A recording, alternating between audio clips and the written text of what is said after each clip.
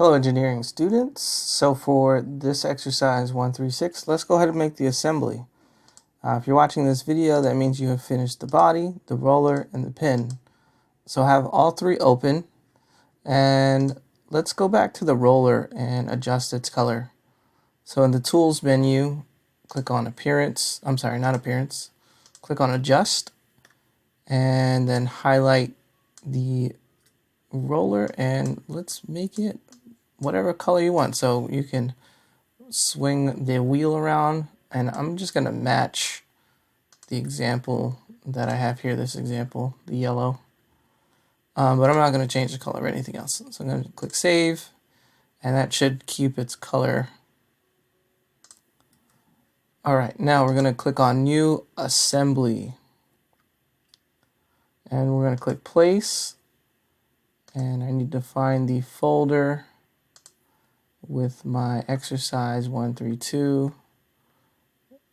So Ex136, 136, I don't know why I said 132. Highlight all three of those parts and click open. Zoom out. I'm going to click on the home real quick so you can see the isometric view. I'm going to click one time, right click, OK. Now these can move around freely. And what we're going to do is we're going to right click on the body and click on grounded. So now that should not move. Alright, now using we're going to go ahead and click on constrain. Your place constraint menu is going to pop up. And we're going to click on insert. And we're going to click on the outside line of the base here, and then the outside line of the pin here. And might look like that, but then click on aligned. And before you click apply, click on front. And it looks like it is not in this position that we want it to be in. So let's try to move it over a little bit. If we offset it,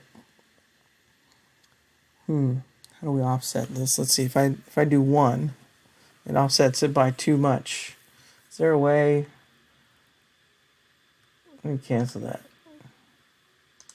There's like a symmetrical, I think I saw a symmetry.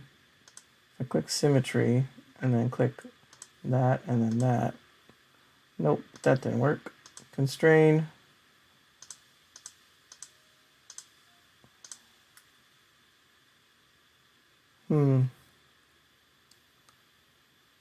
Click that, click that, click that.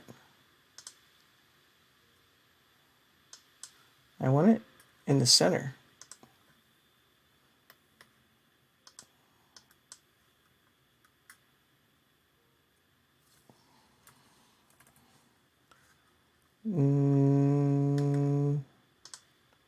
Let's try, might have to eyeball this. Nope.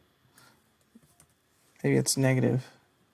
Nope, that's too much. -5. Getting closer. -6. Nope. -2. How about -1? Nope. 3. There we go. -3 offset. There's probably a better way to do that. But if you figure it out, let me know. Alright, so we did the constrain insert with an offset of -3. There we go. That looks nice. Now we got to get the roller on there somehow. I don't think the roller is exactly the same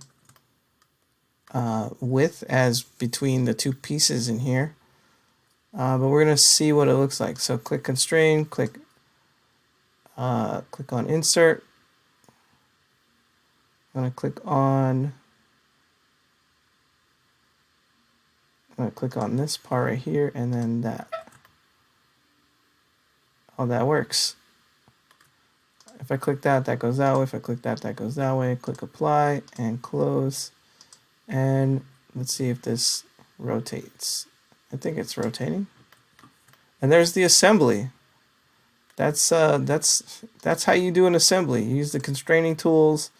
You click on surfaces and you either flush, mate, or insert, aligned, or opposed, and you figure out how to connect parts together like what I just did.